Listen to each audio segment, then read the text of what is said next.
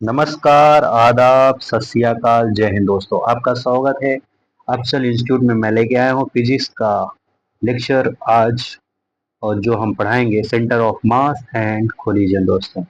इसमें बेसिकली ये formula revision series है दोस्तों। इसमें हम सारे फार्मूले, सारे कॉन्सेप्ट को हम डिटेल में पढ़ेंगे, ठीक है, बिना एनी हेजिटेशन के। तो चलिए शुरू करते हैं। पहले हम अपने तस्वीर को यहाँ ला देते हैं और पेन को सेट कर लिया जाए। पेन की कलर की साइज, और फिर मूव करते हैं अपने चैप्टर पे दोस्तों। बेसिकली आज हम लोग पढ़ेंगे centre of mass and collision, ठीक है दोस्तों। पहले हम क्या करते हैं, ताला को तोड़ते हैं, फिर इसे हम जूम करते हैं।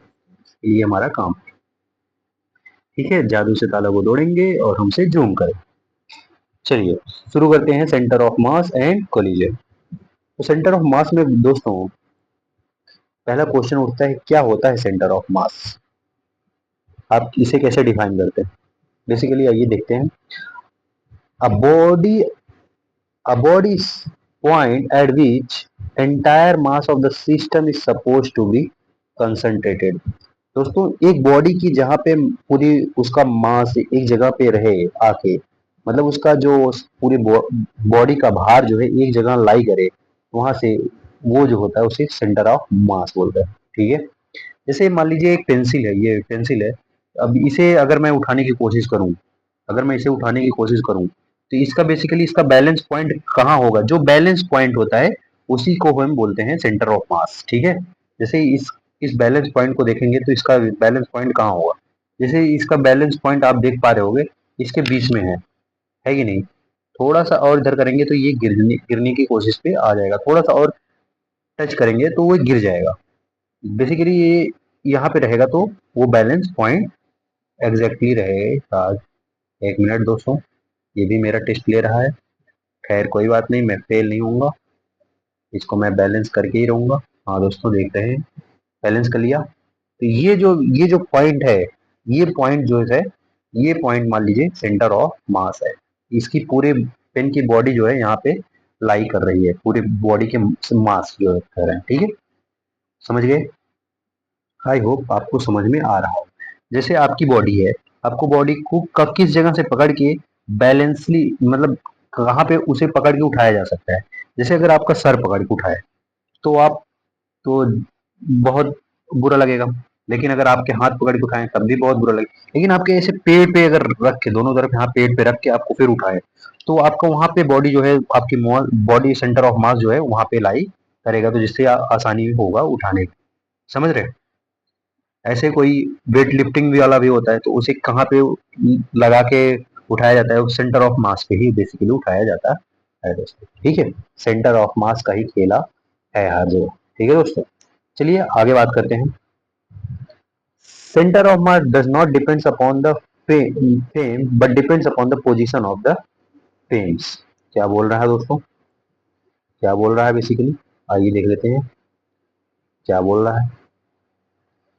Center of mass does not depend upon a frame but depends upon the center of mass frame। जहाँ पे फ्रेम पे डिपेंड नहीं करता दोस्तों, उसके जो फ्रेम का सेंटर ऑफ मास जहाँ है वहां पे डिपेंड करता है। क्या मतलब है?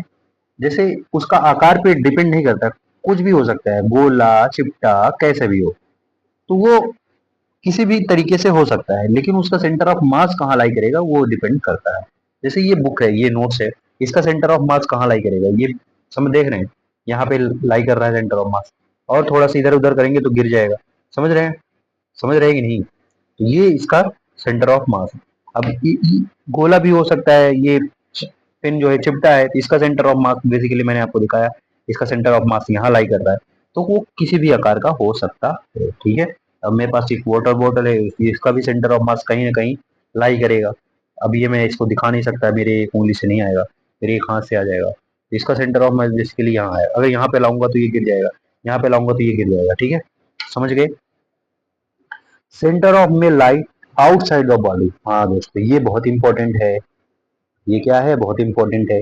सेंटर ऑफ मास बॉडी के आउटसाइड भी लाई कर सकता है दोस्तों। जैसे मान लीजिए एक सर्कल, एक खोखला सर्कल है, मान लीजिए एक रिंग है, क्या है, एक रिंग।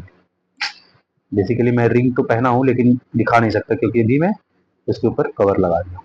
चलो मैं यहाँ पे बनाने की कोशिश करता हूँ। अगर थोड़ा सा मोटा कर लिए और ऐसा बनाए तो ये रिंग बन गया।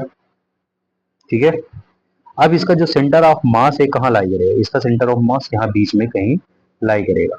ठीक है, अगर यहाँ से उठाएंगे तब भी गिर जाएगा, यहाँ से उठाएंगे तब भी गिर जाएगा, लेकिन अगर बीच से कहीं अगर इसे पकड़ेंगे तो ये रुका रहेगा। जैसे मान लीजिए यहाँ पे एक धागा बांधिए, इसके यहाँ पे एक ऐसे धागा बांध दीजिए और यहाँ से आप उठाइए, कोशिश करेंगे तो ये आसानी से उठ जाएगा बेसिकली। ठीक है, तो वहां पे उसका सेंटर ऑफ मास लाई करेगा। समझ गए? आई होप आप समझ गए होंगे। Centre of mass, centre of mass of system of particles. अब इसके हम पार्टिकल का सेंटर ऑफ मास के बारे में डिटेल में स्टडी करेंगे दोस्तों। ठीक है, चलिए आगे बढ़ते हैं। सेंटर ऑफ मास निकालने का फॉर्मूला क्या है दोस्तों? सेंटर ऑफ मास निकालने का फॉर्मूला है RCM M1 R1 plus M1 R1 vector plus M2 R2 vector plus M3 R3 upon में M1 plus M2 plus M3। ठीक है दोस्तों, समझ में आ गया? अगर वही पोजीशन x1 है तो x1 m1 x1 plus m2 x2 plus m3 x3 upon में m1 plus m2 plus m3 total mass का डिवाइड कर देंगे। ऐसे मान लीजिए कोई पोजीशन y डायरेक्शन में है तब वहां पे उसका सेंटर ऑफ मास क्या होगा, m1 y1 plus m2 y2 plus m3 y3 upon में m1 plus m2 plus m3। ठीक है दोस्तों, ऐसे कोई एक जेड डायरेक्शन का है तो वहां पे उसका सेंटर ऑफ मास निकालने के लिए m1 z1 plus m2 z2 plus m3 z3 upon में m1 plus m2 plus m3 दोस्तों। ठीक है, समझ गए? चलिए, ये आपको समझ में आ गया होगा। चलिए एक पॉइंट है, उस पॉइंट को डिस्कस कर लेते हैं। क्या बोल रहा है पॉइंट? नोट पॉइंट है दोस्तों। Centre of mass is independent to force. Force पे इंडिपेंडेंट होता है दोस्तों। किस पे डिपेंडेंट होता है? फोर्स पे इंडिपेंडेंट होता है, ये आप याद रखेंगे। ठीक है, चलिए आइए दूसरा पॉइंट बात करते हैं दोस्तों। बेसिकली यहाँ पे दो मास लिए गए हैं, एक यहाँ मास है, एक यहाँ पे। ठीक है, अब इसका डिस्टेंस कुछ आर है, क्या है, आर है। अब मान लीजिए एक यहाँ से इसका एक पॉइंट ले रहे हैं R1 और यहाँ से एक पॉइंट हो जाएगा R2 डिस्टेंस का। ठीक है, अब पूछ रहा है कि सेंटर ऑफ मास, इसका पोजीशन ऑफ सेंटर ऑफ मास कहाँ होगा। अगर मान लीजिए बॉडी वन से ले रहे हैं, centre of mass from one body, second first body का सेंटर ऑफ मास कहाँ लाई करेगा। ये दो बॉडी है, उसका पोजीशन कुछ है, मान लिया R1 है। ठीक है, अब उसका पूछ रहा है कि मतलब M1 से उसकी डिस्टेंस से उसका सेंटर ऑफ मास क्या होगा। तो वहां पर उसका फॉर्मूला आ जाता है, दूसरे का मास M2 और R जो डिस्टेंस है उससे मल्टीप्लाई अपॉन में M1 प्लस M2 दोस्तों। ठीक है, बहुत इंपॉर्टेंट है, डायरेक्ट ही फॉर्मूला में अप्लाई, डायरेक्ट ही क्वेश्चन में अप्लाई कर सकते हैं दोस्तों। ठीक है, अगर मान लीजिए हम M2 से ले रहे हैं तो M2 से ले रहे हैं तो अगर मतलब M2 मास से हम उसका सेंटर ऑफ मास निकालने की कोशिश कर रहे हैं तो M1 R अपॉन में M1 प्लस M2 हो जाएगा। समझ गए? आई होप यहाँ तक आपको समझ में आ गया होगा दोस्तों। चलिए हम आगे बढ़ते हैं। Centre of mass of a symmetrical body क्या होगा? If body is symmetrical and distributed of mass is homogeneous. दोस्तों अगर बॉडी सिमेट्रिकल हो और इसका जो मास है वो डिस्ट्रीब्यूटेड हो, हर जगह सिमेट्री में डिस्ट्रीब्यूटेड हो, then centre of mass coincide with geometrical centre of symmetry of the body. दोस्तों इसका मतलब ये हुआ तब उसका जो सेंटर ऑफ मास कहाँ से कोइंसाइड करेगा, उसके सिमेट्री पे, उसके सिमेट्री पे ही जाके सेंटर ऑफ मास कोइंसाइड कर जाएगा, मतलब उसी पे ही पाया जाएगा। ठीक है, समझ में आ गया? आया कि नहीं आया? आई होप यहाँ तक आ गया होगा। चलिए आगे बढ़ते हैं।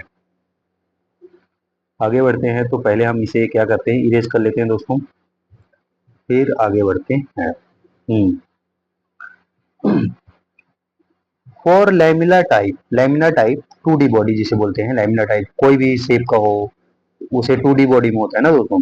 ये जैसे मेरे नोट्स है, ये आपके इसमें देखिए, ये तो 3D में है।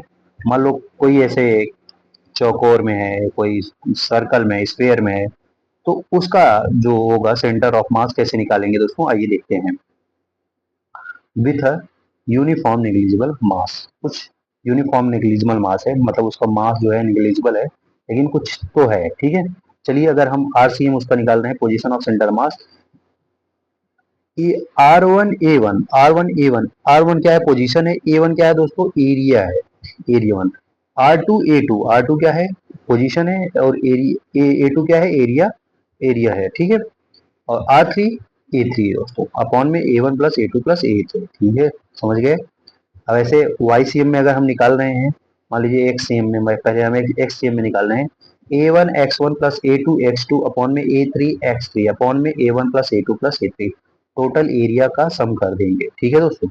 मान लीजिए हम एक वाई डायरेक्शन में निकाल रहे हैं, तब a one y one plus a two y two plus a three y three upon में a one plus a two plus a three.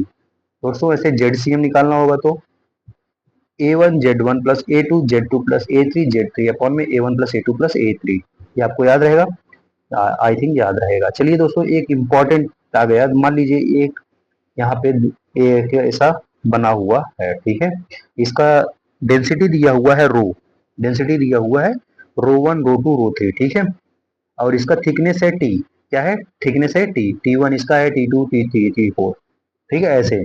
अब उसका मतलब पोजीशन पूछ रही है, उसका मतलब क्या पूछा है, position of centre of mass, तो हम निकालेंगे कैसे, rho one a one t one upon t one a r one, क्या क्या लिखा हुआ है देखिए, rho one a one t one r one plus में rho two a two t two r two upon में rho one a one t one plus rho two a two t two, ठीक है। ये आप याद रखेंगे, याद रखेंगे कि नहीं, थोड़ा मुश्किल है दोस्तों, लेकिन आपको याद रखना पड़ेगा। अगर आप याद रखेंगे तो डायरेक्ट इसे क्वेश्चन में अप्लाई कर पाएंगे। बेसिकली मैं आपको यहाँ पे एक बात और बताना चाहूंगा, ये क्वेश्चन, ये जो फॉर्मूला है, ये बेसिकली अभी तक आया तो नहीं है, लेकिन अगर आपको पता रहेगा तो ये आपके लिए बेनिफिशियल रहेगा दोस्तों, समझ गए, आई होप समझ गए होंगे। चलिए आगे बढ़ते हैं, आगे बढ़ते हैं दोस्तों। Centre of mass of continuous mass distribution, दोस्तों आप कंटिन्यूअस मास डिस्ट्रीब्यूशन की बात करेंगे तो पहले आरसीएम, अगर हम मान लीजिए एक लीनियर मास पे ले रहे हैं, तो लीनियर मास पे मास अपॉन में लेंथ होता है, ठीक है, मास अपॉन में लेंथ, पोजीशन ऑफ निकालेंगे तो इंटीग्रेट आर डीएम अपॉन में लैम्डा डीएम, अपॉन में डीएम, सॉरी लैम्डा डीएम बोल रहा हूँ, इंटीग्रेट डीएम, डीएम क्या होता है, डीएम कैसे निकालेंगे, lambda into DX, lambda into DX. Lambda क्या है, मास पर यूनिट लेंथ, लैम्डा क्या है, मास पर यूनिट लेंथ, ठीक है। मान लो एक्ससीएम में निकालना है तो x c m integrate x dot dm upon में इंटीग्रेट डीएम, ठीक है। और यहाँ पे अगर डीएम ले रहे हो तो अगर सरफेस मास है तो वहां पे लेंगे सिग्मा, सरफेस मास के लिए क्या लेते हैं, sigma DA, sigma into DA, DM निकालने के लिए सिग्मा इंटू डीए, यहाँ पे जो यहाँ पे डीएम लिखा है उसकी जगह हम लिख सकते हैं सिग्मा इंटू डीए, ठीक है। अब मान लीजिए एक है Y DM, Y C M निकालने के लिए इंटीग्रेट वाई डीएम अपॉन में इंटीग्रेट डीएम, ठीक है। अब यहाँ पे डीएम निकालने के लिए मान लीजिए वॉल्यूमेट्रिक मास है तो रो इंटू डीवी लगा सकते हैं दोस्तों, ठीक है, समझ गए। अब आइए, अब इम्पोर्टेंट आ गया थोड़ा सा दोस्तों, यहाँ से कुछ फॉर्मूले हैं, मतलब जो पहले से निकाले हुए हैं वैल्यू, वो आपको याद रखने पड़ेंगे। अगर आप याद रखेंगे तो ये आपको यहाँ भी फायदा करेगा इस चैप्टर में भी, और सेंटर और रोटेशन में भी आपको काम आएगा, ठीक है। सेंटर ऑफ मास की बात करेंगे, रॉड का सेंटर ऑफ मास दोस्तों हम निकालेंगे तो वहां पे उसका जो मोमेंट ऑफ इनर्शिया आएगा क्या आएगा, एम एल स्क्वायर अपॉन में 12। अगर किसके अकॉर्डिंग, मान लीजिए एक रॉड है, सॉरी मान लो एक रॉड लिया मैंने, लिया ना, ठीक है। अब ये रॉड जो होता है, अगर मैं इसको यहाँ इंड से ले रहे हैं, इसका सेंटर ऑफ मास निकालने के लिए फॉर्मूला जो मोमेंट ऑफ इनर्शिया आ रहा है एम एल स्क्वायर अपॉन में 12 है, क्या होगा, एम एल स्क्वायर अपॉन में 12, ठीक है। और अगर हम इसके यहाँ मान लीजिए सेंटर से ले रहे हैं तो, यहाँ मान लीजिए कहाँ से ले रहे हैं, सेंटर से ले रहे हैं तो सेंटर से अगर लेंगे तो यहाँ पे आएगा एम एल स्क्वायर अपॉन में 3, क्या आएगा, एम एल स्क्वायर में 3, ठीक है, समझ गए। अभी मैं यहाँ पे लिखा भी हूँ, देख लीजिएगा, यहाँ है एम एल स्क्वायर बाई 12, और यहाँ पे जो अगर सेंटर से ले रहे हैं तो क्या ले रहे हैं, passing through the centre of mass and, sorry sorry दोस्तों मैंने गलत बता दिया, मेरी जुबान लड़खड़ा गई, मैं फिसल गया दोस्तों। देखिए अगर मैं सेंटर से ले रहा हूँ तो यहाँ पे एम एल स्क्वायर अपॉन में 12 होगा, ठीक है। अगर एक एंड से ले रहा हूँ तब क्या होगा, एम एल स्क्वायर अपॉन में 3 होगा, ये याद रखिएगा दोस्तों, उल्टा बता दिया था, आप याद रखिएगा, ठीक है। चलिए आगे बढ़ते हैं। आगे क्या है दोस्तों, सेकंड सर्कुलर रिंग, अगर एक रिंग ले लिया तो वहां पे मोमेंट ऑफ इनर्शिया क्या आएगा, एम आर स्क्वायर। क्या होगा दोस्तों, एम आर स्क्वायर। किसके अकॉर्डिंग, मान लीजिए एक सेंटर है, ये मान लीजिए एक सर्कल है, किसका, रिंग है। अगर यहाँ पे सेंटर से ले रहे हैं तो इसका जो सेंटर और इसका जो मोमेंट ऑफ एनर्जी आएगा एम आर स्क्वायर आएगा। इसका रेडियस आर है तो यहाँ पे आ जाएगा एम आर स्क्वायर आ जाएगा, ठीक है।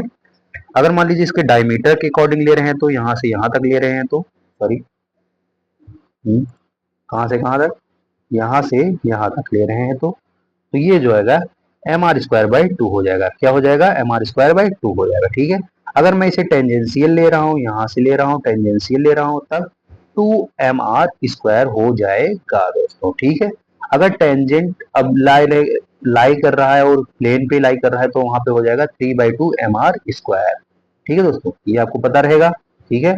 जो सर्कुलर रिंग है दोस्तों, इसी का एग्जैक्ट सेम होगा थिन हॉलो सिलेंडर तक, क्योंकि जो थिन पतला सा हॉलो सिलेंडर होगा जब उसे चिपटा दोगे तो वो एक रिंग की ही आकार ले लेगा, ठीक है। सारा जो मोमेंट ऑफ इनर्जी होगा उसी के अकॉर्डिंग होगा, ठीक है। बेसिकली दोस्तों यहाँ पे हम उसका क्या निकाले हैं, मोमेंट ऑफ इनर्शिया, ठीक है। मोमेंट ऑफ इनर्शिया आगे चल के बताएंगे क्या होता है, लेकिन यहाँ पे निकाला गया है, एक पॉइंट आपको याद रखने पड़ेंगे ही एज इट इज। अगर याद रहेगा तो आपको क्वेश्चन लगाने में हेल्पफुल होगा। अब आइए बात करते हैं डिस्क या सॉलिड सिलेंडर की। सॉलिड सिलेंडर या डिस्क होता है दोस्तों, मान लीजिए, जब मान लीजिए एक प्लेट है, ये प्लेट है, पूरा कवर है यहाँ पे, ये डिस्क हो गया। अब इसके जगह सेंटर से हम ले रहे हैं, तो अगर इसके सेंटर से क्या ले रहे हैं पॉइंट, तब वहां पे जो उसका मोमेंट ऑफ इनर्शिया होगा M are square by two होगा। लेकिन अगर वही चीज अगर हम उसे डायमीटर से ले रहे हैं तो यहाँ से यहाँ तक ले रहे हैं तो M are square by four हो जाएगा दोस्तों, ठीक है। अगर वही चीज हम उसके टेंजेंट ले रहे हैं तो यहाँ से टेंजेंट ले रहे हैं तो three by two M are square हो जाएगा। अगर tangent to buying on plane से ले रहे हैं तो प्लेन से ले रहे हैं तो five by four M are square हो जाएगा दोस्तों, ठीक है। अब हम बात करेंगे हॉलो स्फीयर। हॉलो स्फीयर क्या होता है, हॉलो स्फीयर का अगर हम डायमीटर के अकॉर्डिंग ले रहे हैं तो two by three m are square हो जाएगा, ठीक है। अगर टेंजेंट कंसोल ले रहे हैं तो five by three m are square हो जाएगा। याद कर लेंगे कि नहीं दोस्तों, कई बार लिख लिख के जब याद करेंगे तो आपके दिमाग में, आपके सेरिब्रम में फीड हो जाएगा दोस्तों, जिसे हम क्या बोलते हैं, हिप्पोकैम्पल लोब, ठीक है, वहां पे फीड हो जाएगा, ठीक है। अब हम बात करेंगे सॉलिड स्फीयर के। सॉलिड स्फीयर जो होता है अगर हम उसके डायमीटर के अकॉर्डिंग ले रहे हैं तो हो जाएगा two by five m are square, ठीक है। अगर हम टेंजेंट की से बात करेंगे तो seven by five m are square हो जाएगा दोस्तों, ठीक है। ऐसे हॉलो कोन और सॉलिड कोन का, अगर डिस्क रहेगा तो सॉलिड कोन की तरफ बिहेव करने लगेगा, मतलब अगर डिस्क रहेगा तो किसकी, सॉलिड कोन है तो किसकी तरह करेगा, डिस्क की तरह, ठीक है। अगर हॉलो, सॉरी, सॉलिड सिलेंडर की बात कर रहा हूँ, अगर हॉलो सिलेंडर है तो किसकी तरह काम करेगा, सर्कुलर रिंग की तरह काम करेगा, ठीक है। हॉलो कोन और सॉलिड कोन का नहीं किए हैं दोस्तों, ये इतना इंपॉर्टेंट भी नहीं, ठीक है। चलिए आगे बात करते हैं। अब बहुत बढ़िया टॉपिक आ गया दोस्तों, ये आपको पता होना चाहिए। Centre of mass remaining part का बहुत बार क्वेश्चन पूछा जाता है, बहुत बार दोस्तों। बेसिकली अगर आप ये याद किए फॉर्मूले तो डायरेक्ट ही यूज करके आप निकाल सकते हैं। मान लीजिए एक पूरा बड़ा एरिया A1 है और वहां से A2 एरिया, छोटा सा एरिया उससे रिमूव कर दे रहे हैं, हटा दे रहे हैं उससे, तब तो वहां पे क्या होगा, रिमेनिंग पार्ट का सेंटर ऑफ मास कहाँ शिफ्ट हो जाएगा, ऐसा पूछते हैं। रिमेनिंग पार्ट का सेंटर ऑफ मास कहाँ लाई करेगा, ठीक है। देखिए basically centre of mass move नहीं करता है, लेकिन उसका जो शिफ्टिंग पॉइंट होता है वो अलग हो जाता है, ठीक है। क्या मैं बोला समझ आ रहा है ना, सेंटर ऑफ मास फिक्स होता है दोस्तों एक जगह का, लेकिन जैसे ही है उसका मास निकालेंगे तो कहीं तो थोड़ा सा चला जाएगा, डिस्प्लेस हो जाएगा, तो वही है। ये पोजीशन ऑफ सेंटर मास क्या है, A1 x1 माइनस में A2 x2 अपॉन में A1 माइनस A2, ठीक है, याद रखेंगे। ऐसे YCM के लिए A1 y1 minus A2 y2 upon में A1 माइनस A2, ठीक है। आई होप यहाँ तक क्लियर हो गया होगा। चलिए नेक्स्ट पेज पे बढ़ते हैं। नेक्स्ट पेज पे बढ़ने से दोस्तों पहले हम ताला तोड़ेंगे और इसे हम जूम कर लेंगे। आइए बात करते हैं मोशन ऑफ सेंटर ऑफ मास। दोस्तों अब सेंटर ऑफ मास जब मूव कर रहा है मूविंग बॉडी में क्या होगा, RCM अगर position centre of mass M1 R1 plus M2 R2 form में मतलब प्लस में M3 R3 अपॉन में M1 plus M2 plus M3। ठीक है दोस्तों, समझ में आ गया। अगर इसी को हम डिफ्रेंशिएट कर रहे हैं, डिफ्रेंशिएट करेंगे तो velocity of centre of mass आ जाएगा। तो यहाँ पे हो जाएगा M1V1 प्लस M2V2 अपॉन में M1 प्लस M2। ठीक है दोस्तों, मान लीजिए अगर वेलोसिटी को डिफरेंशिएट कर रहे हैं तो क्या आ जाएगा, acceleration centre of mass. Acceleration centre of मास क्या फॉर्मूला होगा, M1A1 plus M2A2 plus M3A3 upon में M1 plus M2 plus M3 दोस्तों। ठीक है, याद रहेगा। आई होप यहाँ तक आपको क्लियर हो गया होगा दोस्तों। चलिए आगे बात करते हैं। If centre of mass is stationary, अगर सेंटर ऑफ मास स्टेशनरी हो गया तो दोस्तों तब वहां पे क्या होगा, तब वहां पे होता है दोस्तों M1R1 plus M2R2 equal to 0। ये याद होना चाहिए। अगर मान लीजिए सेंटर ऑफ मास रेस्ट में है तब वहां पे पोजीशन ऑफ सेंटर ऑफ मास जब निकालेंगे दोस्तों M1R1 प्लस M2R2 हो जाएगा। ठीक है, बराबर 0 के हो जाएगा। ठीक है, नोट पॉइंट लिखा है, बहुत इंपॉर्टेंट पॉइंट है दोस्तों। Center of mass of particle at original position means center of mass at its original stationary, sorry क्या बोल रहा है, अगर centre of mass particle at original position means, इसका मतलब क्या हुआ, तो जो सेंटर ऑफ मास है वो स्टेशनरी पे है। ठीक है, समझ गए। अब हम बात करेंगे फोर्स ऑफ सेंटर ऑफ मास। ठीक है, फोर्स का फॉर्मूला होता है मास इंटू एक्सीलरेशन, जैसे आपको पता ही है। Net mass into acceleration centre of mass.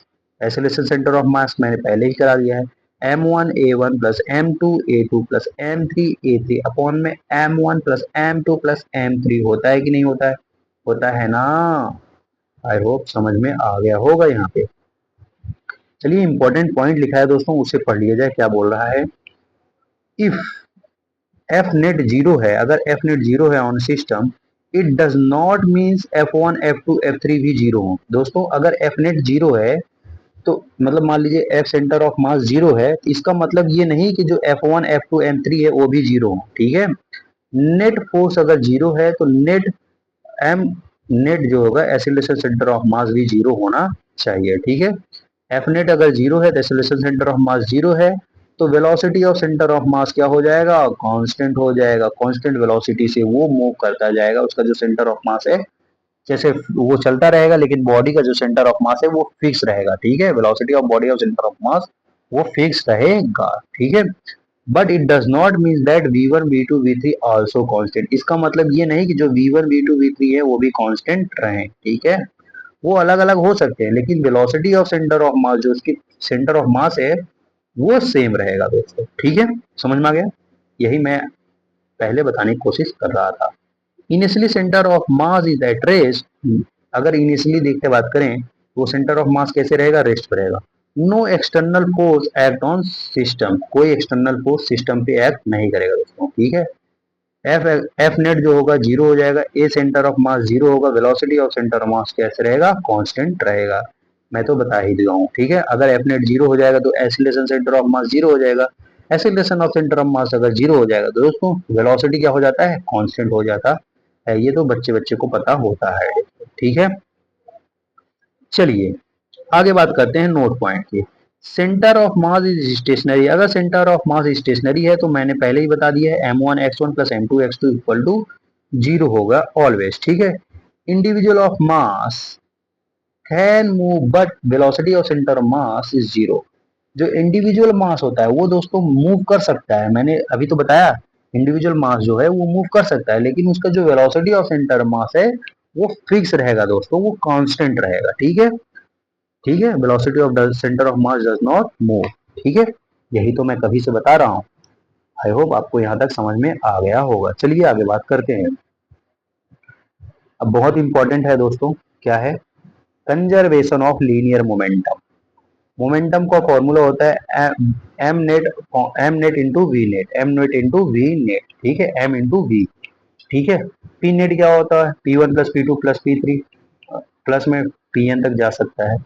If net external force zero, यहाँ पे दोस्तों एक इंपॉर्टेंट पॉइंट है, if net external force zero हो, acceleration centre of mass zero है, तो velocity of centre of mass constant रहेगा। ये तो सबको पता हो गया।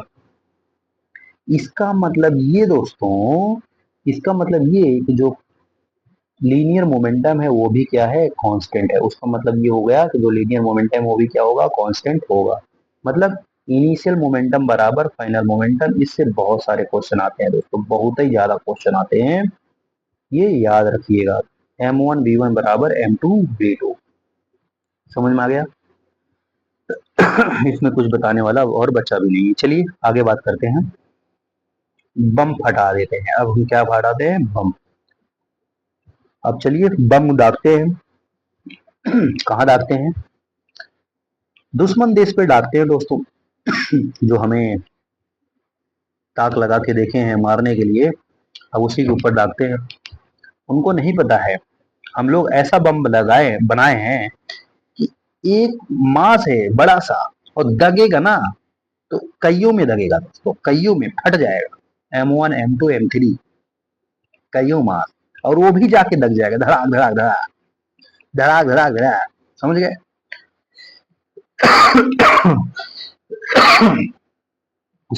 Excuse me guys. आइए बात करते हैं। यहाँ पे देखेंगे एफ नेट क्या होगा, जीरो हो जाएगा। एफ नेट क्या है, जीरो होगा। यानी इनिशियल मोमेंटम बराबर फाइनल मोमेंटम की बात कर रहे हैं। ठीक है, यानी मोमेंटम लीनियर मोमेंटम क्या होगा, कंजर्व रहेगा दोस्तों। ठीक है, इसी से बहुत सारा क्वेश्चन बनता है दोस्तों। जैसे इसमें बोल देता है दोस्तों, जो इनिशियल मास था वो उसका रेस्ट में था, लेकिन कुछ देर बाद वो मास फटा, और एक तो बी वेलोसिटी से एक्स डायरेक्शन में गया। एक का वेलोसिटी बताइए कहाँ गया, किस डायरेक्शन में गया। ठीक है, आप निकाल सकते हैं ऐसे क्वेश्चन। जैसे यहाँ पे देखिए, एक बड़ा सा मास है, यहाँ से जब दगा, एक m1 एक m2 मास में टूटा। एक के वेलोसिटी v1 है, एक के वेलोसिटी v2 है। तो both mass have same momentum. इसका मतलब है दोनों मास का सेम मोमेंटम रहेगा। m1 v1 बराबर m2 v2। ठीक है, यहाँ से काइनेटिक एनर्जी को होता है हाफ mv²। तो मोमेंटम क्या आ जाएगा, मोमेंटम कहा जाएगा काइनेटिक एनर्जी बराबर मोमेंटम स्क्वायर अपॉन में 2m। ठीक है। ओके गाइस, चलिए शुरू करते हैं हम। हाँ दोस्तों, अब बढ़िया पॉइंट आया है। ये भी बहुत बार क्वेश्चन पूछ जाता है दोस्तों। शिफ्ट इन सेंटर ऑफ मास, जो पोजीशन है शिफ्ट कितना हुआ है, कितना चेंज आया है सेंटर ऑफ मास में, चेंजेस। ठीक है, अगर हम मास को ऐड कर रहे हैं या रिमूव कर रहे हैं, या चेंज इन कुछ अमाउंट में चेंज कर रहे हैं, तो उसमें क्या चेंज आएगा दोस्तों। अगर हम कुछ मास ऐड कर रहे हैं, मान लीजिए एक बड़ा सा डिस्क है, उसी पे हम छोटे छोटे कॉइन रख रहे हैं, मास ऐड कर रहे हैं, तो उसका जो सेंटर ऑफ मास होगा चेंज होता जाएगा। तो कैसे निकालेंगे शिफ्ट ऑफ सेंटर मास, जो मास ऐड कर रहे हैं इनटू डी। डी क्या है, जो पोजीशन है, जितना पोजीशन वो ट्रेवल करेगा, अपॉन में इनिशियल मास प्लस फाइनल मास। ठीक है, जो एडेड मास होगा।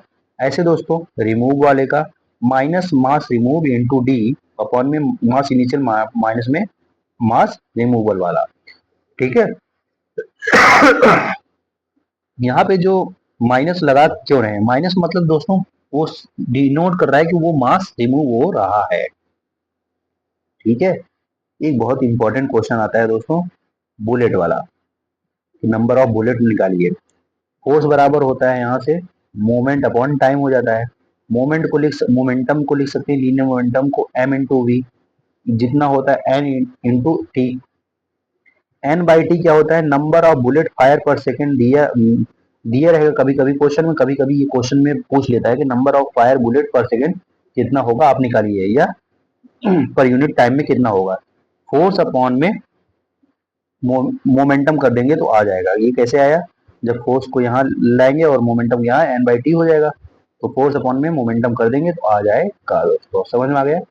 अगर बाकी अगर मोमेंटम दिया रहेगा तो डायरेक्ट ही कर लेंगे। समझ में आ गया कि नहीं आ गया, आई होप यहाँ तक समझ में आ गया होगा। अरे ये सेकेंड लॉ है, second law thermodynamic, f equal to momentum upon में टाइम। ठीक है, चेंजिंग मोमेंटम चेंजिंग में टाइम, उसी से है दोस्तों। समझ में आ गया कि नहीं, आई होप यहाँ तक समझ में आ गया होगा। चलिए आगे बात करते हैं। आगे दोस्तों बहुत इंपॉर्टेंट टॉपिक आ गया है, जिसका नाम है क्या, जिसका नाम है कोलिजन दोस्तों। इसी में हम दोस्तों कोलिजन के बारे में पढ़ लेते हैं। पहले हम ताला तोड़ेंगे और इसे जूम कर देते हैं। ठीक है, बेसिकली क्या होता है कोलिजन? कोलिजन और ये दे रहे हैं क्या होता है collision?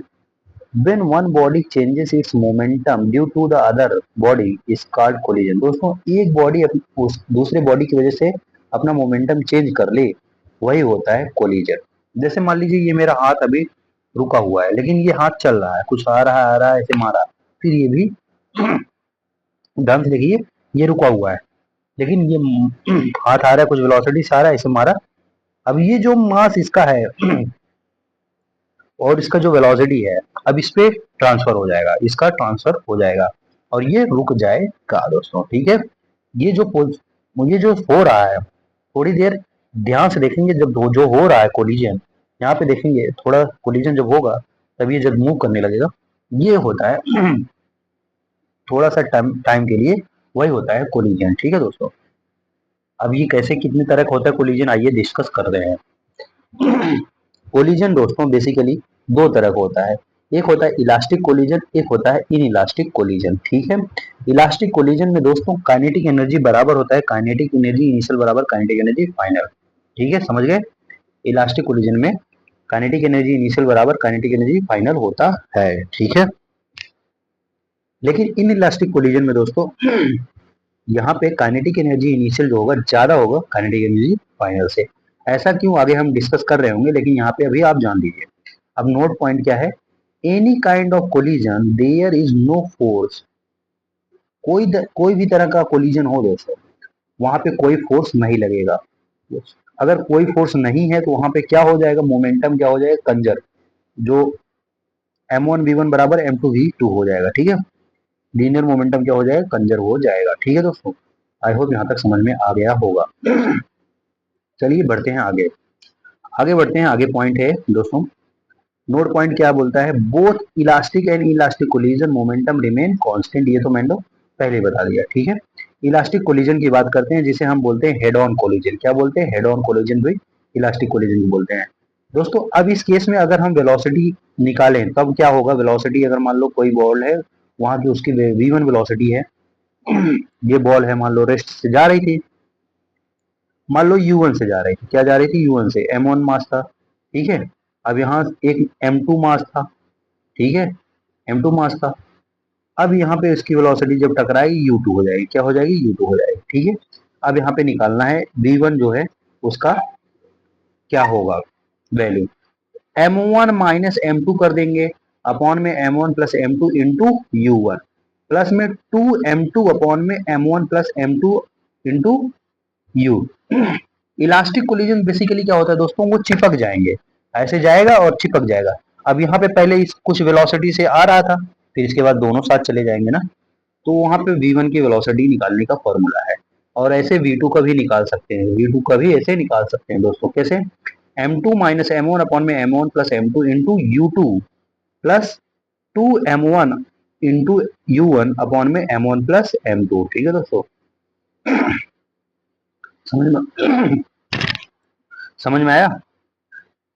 Special case head on collision की बात करेंगे दोस्तों। आइए, क्या है स्पेशल केस? अगर m1 m2 m के बराबर हो जाए तब, तो m1 m2 m के बराबर हो जाएगा तब दोस्तों उस केस में जो v1 है, जो वेलोसिटी v1 है, वो बराबर हो जाए किसके, u2 के वेलोसिटी के। ठीक है, और जो v2 वेलोसिटी है वो u1 के वेलोसिटी के बराबर हो जाएगा। समझ गए? अगर m2 ज्यादा है, much much greater than m1 हो जाए, तब उस केस में क्या हो जाएगा दोस्तों, u2 क्या हो जाएगा, जीरो हो जाएगा। जैसे v1 तो माइनस u2 हो जाएगा और v2 जो होगा जीरो हो जाएगा दोस्तों। ठीक है, अब थर्ड केस दोस्तों, अगर m1 much much greater than m2 है और u2 क्या है, जीरो है। यहाँ पे दोस्तों m2 much much greater than 1 था और u2 जीरो था, तब इस केस में जो फर्स्ट वेलोसिटी है v1 वेलोसिटी है माइनस टाइम ऑफ u2, और जो u2 है वो जीरो हो जाएगा, v2 सॉरी। और अगर इस केस में देखें m1 much much greater than m2, अब यहाँ पे u2 जो है जीरो होना चाहिए, तब इस केस में क्या होगा दोस्तों, आइए देखते हैं। इस केस में क्या हो जाता है, उल्टा हो जाएगा। जस्ट क्या हो जाएगा इस केस में, जो v2 है वो हो जाएगा माइनस टाइम ऑफ V1, ठीक है। और जो V1 है वो 0 के बराबर हो जाएगा, ठीक है, समझ गए। आई होप समझ में आ गया होगा। चलिए आगे बात करते हैं। एक टर्म आता है दोस्तों इसमें, कोफिशिएंट ऑफ रिस्टिट्यूशन। क्या आता है? Coefficient of restitution. ये क्या होता है? ये कौन सा वाला है? इसे दोस्तों ई से रिप्रेजेंट करते हैं। ई से क्या होता है? Relative velocity of separation upon में रिलेटिव वेलोसिटी ऑफ अप्रोच। जो रिलेटिव वेलोसिटी ऑफ सेपरेशन है और जो उसका जो अप्रोच है, कितना अप्रोच कर रहा है, वो होता है ई। इसे बोलते हैं कोफिशिएंट ऑफ रिस्टिट्यूशन, ठीक है। इसे कैसे लिखेंगे दोस्तों? V2 माइनस V1 अपॉन में U1 माइनस U2, ठीक है। याद रहेगा? आई होप याद रहना चाहिए। अब आगे बढ़ते हैं। For elastic collision, elastic collision के लिए क्या होगा दोस्तों?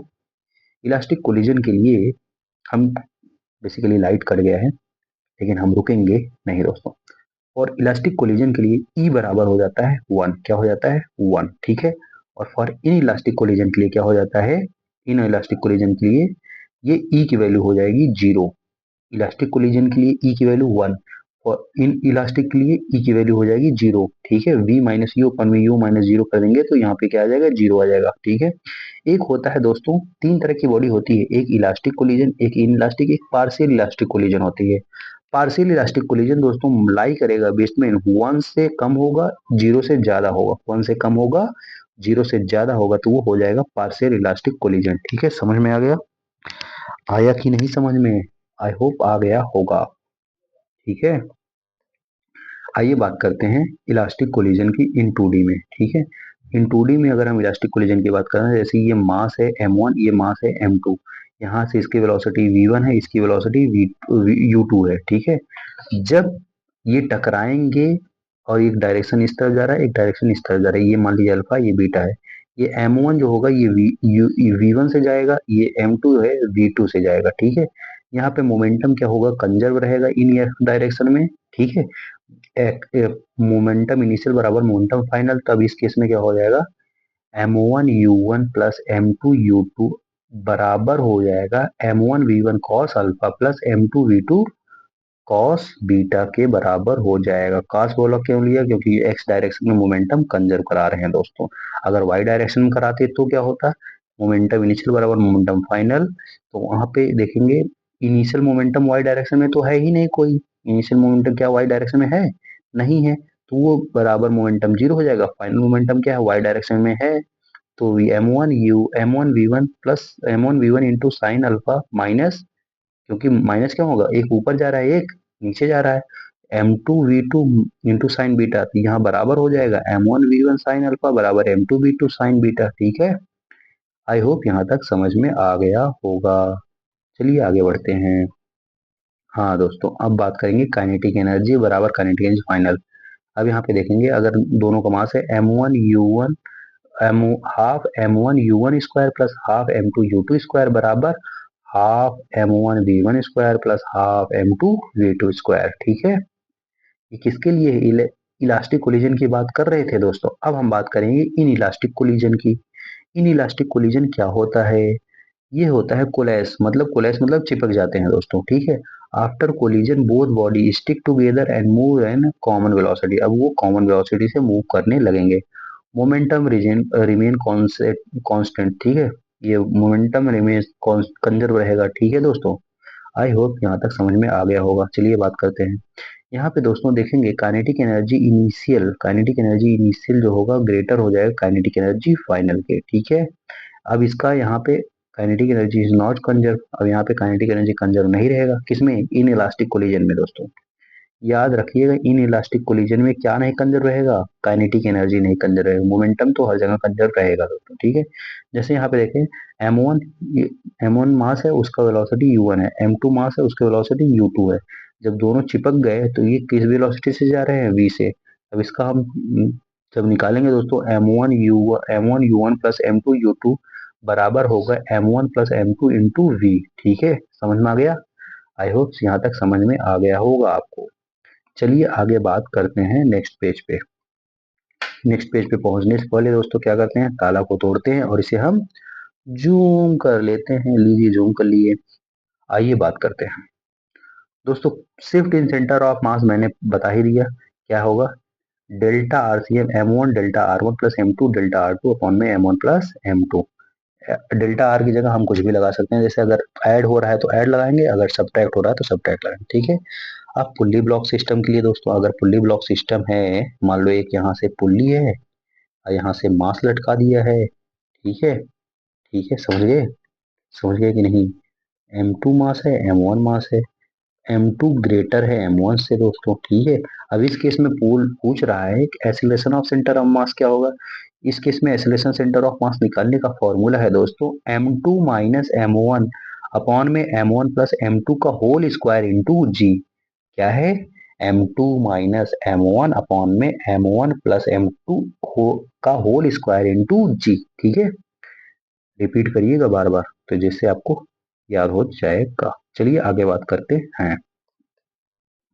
आगे क्या है दोस्तों, loss in kinetic energy. Loss in kinetic energy कैसे निकालेंगे, हाफ M1 M2 अपॉन में M1 plus M2 into delta V का स्क्वायर। किस केस में, इन इलास्टिक कोलिजन में दोस्तों, इन इलास्टिक कोलिजन की बात कर रहे हैं, ठीक है। अगर last in kinetic energy partial elastic collision की बात करें, अगर हम पार्शियल इलास्टिक कोलिजन की बात करें तब, तो वहां पे loss loss in kinetic energy निकालेंगे तो हाफ M1 M2 अपॉन में M1 प्लस M2 ब्रैकेट में 1 माइनस E1 का स्क्वायर ब्रैकेट में इंटू डेल्टा V का स्क्वायर होना चाहिए दोस्तों।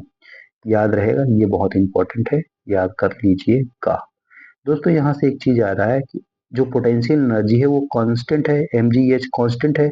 यहाँ से इसका मतलब है जो h है, जो हाइट है वो इनवर्सली प्रोपोर्शनल है ग्रेविटी के।